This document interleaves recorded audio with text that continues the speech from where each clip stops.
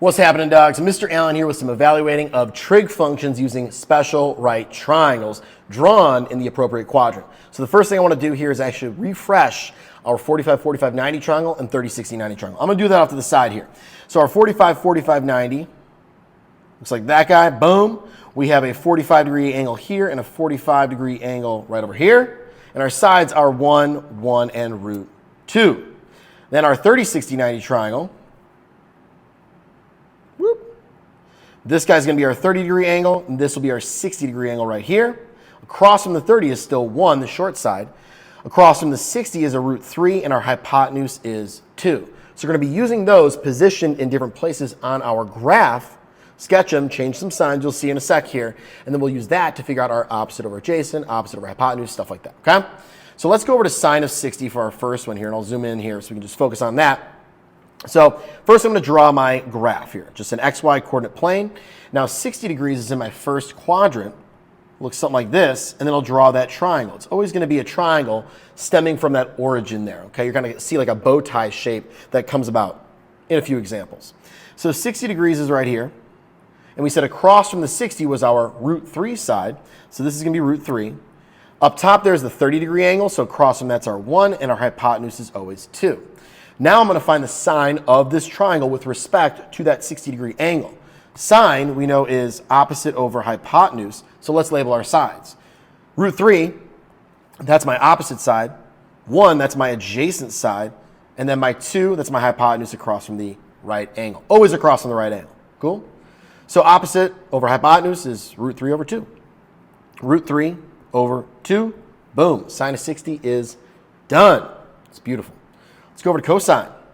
Cosine, we know, is adjacent over hypotenuse. So I'll just go ahead and jot that down. And then let's graph it.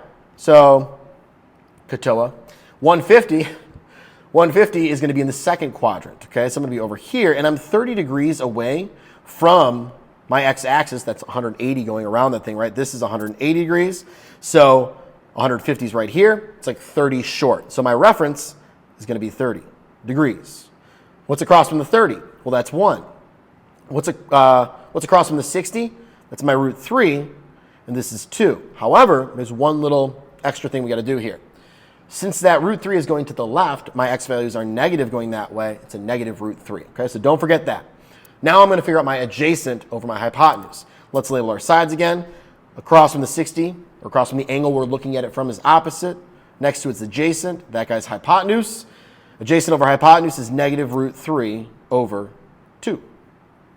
Done. Beautiful. Sketch those triangles. Make sure they always go from the origin, okay? Tangent, 225. Ooh, now we're in the third quadrant. And tangent's what over what again? Opposite over adjacent, right? So, Catoa. If you don't remember it, look it up, write it down. I have it tattooed on my right shoulder. It's a great tattoo. I don't have tattoos, I'm kidding. All right. So it's down in the third quadrant here with a 45-degree reference. How did I know that? Well, 180 minus 225 minus 180 gives me 45, okay? Fun fact, if you're dealing with these kind of questions and you're asked to do it without a calculator, if it ends in 5, it's going to be a 45-degree reference, all right? Cool. So now let's place our sides. Well, I know that 45, 45, 90 is 1, 1, root 2.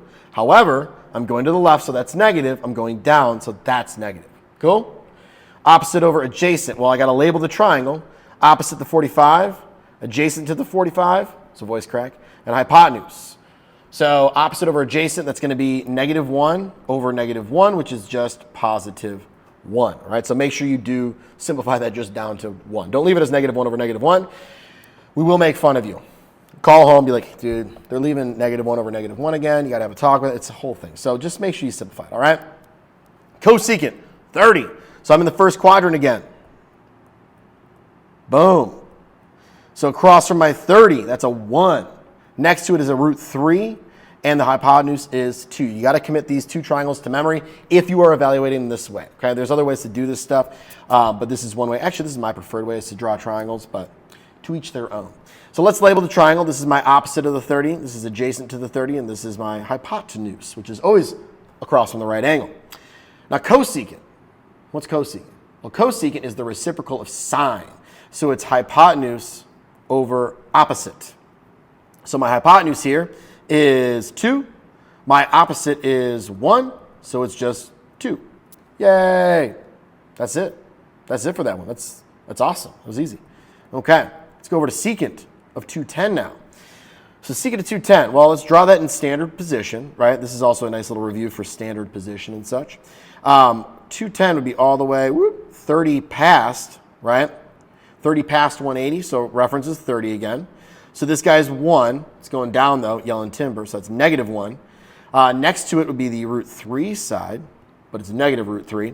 And then my hypotenuse, dose, okay? So 30, 60, 90 triangles. A lot of those. I should get some more 225s and 135s. Oh, I see one down at the bottom there. We got more 45 reference. Don't worry. Okay. So secant is the reciprocal of cosine. Cosine is adjacent over hypotenuse. So this is hypotenuse over adjacent. So let's label our triangle. Across from the 30, this is my opposite side, right? So this is O. This is going to be my adjacent. This is my hypotenuse. So we're talking about hypotenuse over adjacent. So hypotenuse is 2. Adjacent is negative root 3. Oh boy, we have ourselves a radical in the denominator. And according to Mathland, we're not allowed to leave square roots in the denominator. It's a no-no in the Mathland. I think it's fine, whatever. But I have not been able to change the math world yet. Maybe one day I'll stop rationalizing the denominator for everybody. But for now, we got to do it because as they say we have to do. So I'm going to multiply by root 3 over root 3. So in the numerator, I get 2 root 3. Denominator is root 3 times root 3, that's root 9, which is just 3. And I'm going to put my negative out front. So actually, let me, boom, we'll just put the negative. I'm going to throw it in the numerator there, but it's negative 2 root 3 over 3. If you left the negative in the denominator, it's fine. Just usually we'll see it in the numerator or out in front of that fraction. But really, up to you, okay? All right, let us continue. Cotangent, trihana. So I'm going to draw this triangle here. Whoa, I wanted green. Come on, green. What the heck's going on here? There we go. Okay, now I got it. 300 would be 60 short of 360, right? So that means my reference here is going to be 60 degrees. What's across from the 60? It's root 3. But it's negative because it's going down, yellow and timber. We got a 1 right there on the short side, Mr. Allen side, and then 2 for my hypotenuse. Now, cotangent is the reciprocal of tangent. So instead of opposite over adjacent, it's adjacent over opposite. So my opposite side across from the 60 there, that's the root 3, the negative root 3. Adjacent's right here, and the 2 is my hypotenuse. So adjacent over opposite, oh boy, we've got 1 over negative root 3, and we get to rationalize again. But here's the thing, you're going to see a lot of the same things going on here. We're always going to be multiplying by like a root 3 over root 3, or maybe a root 2 over root 2. Depends on what we're dealing with. So for this one, I got root 3 in the numerator, got 3 in the denominator. We'll toss the negative out in front. There's my final answer. So you will see those same type of answers coming up. So you might be like, oh, 1 over root 3, that's just root 3 over 3. Jot it down, okay? If your teacher wants you to show the work of actually rationalizing right there, I would do that. But my final answer there is circled in pink. All right, 3 more. If you're sticking with us. Thank you for sticking with us. All right, we got a lot of math to do, man. Okay, cosine of 135. Sorry, 115, not 135. All right. So 315. Well, that's going to be in the 4th quadrant again. That's going to be a 45-degree reference. Ends in a 5, it's going to be 45. 360 minus 315, 45. That's how I got my reference. And it's a 1, 1, root 2 triangle, but which one's negative? This guy.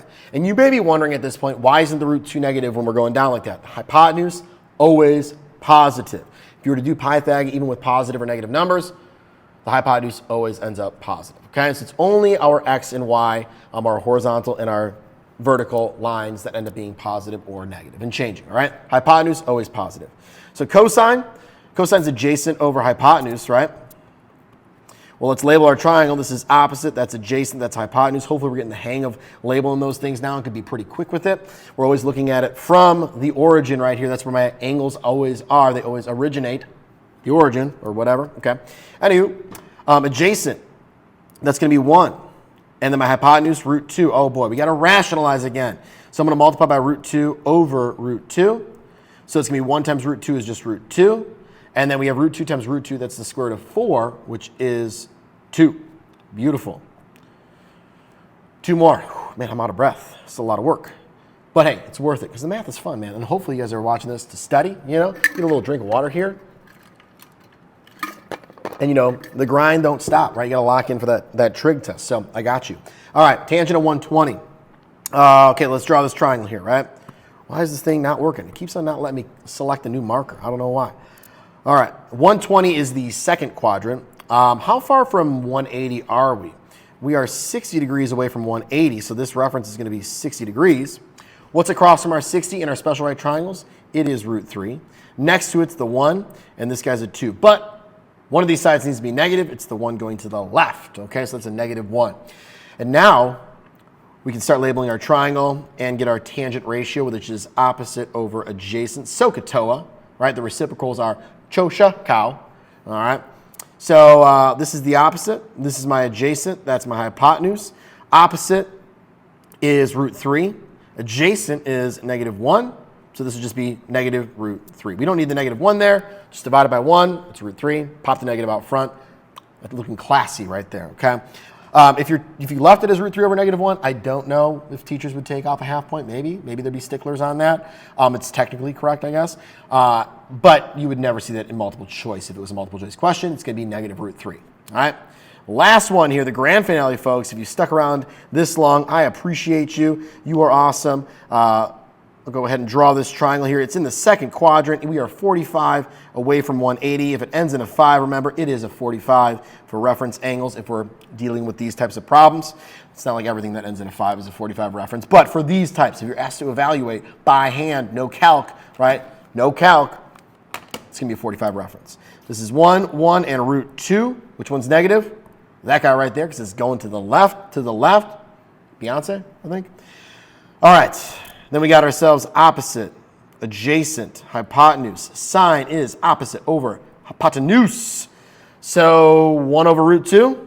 Anyone know what that's going to be when I rationalize it? If you said root 2 over 2, you are the grand prize winner because it is root 2 over 2. That is it for this one, guys. Thank you very much for sticking around here for all 9 wonderful trig evaluations using the special right triangles drawn in our different quadrants. All right, thanks for watching. Share the video, say what's up, and good luck on your test if you're studying for it. See you later.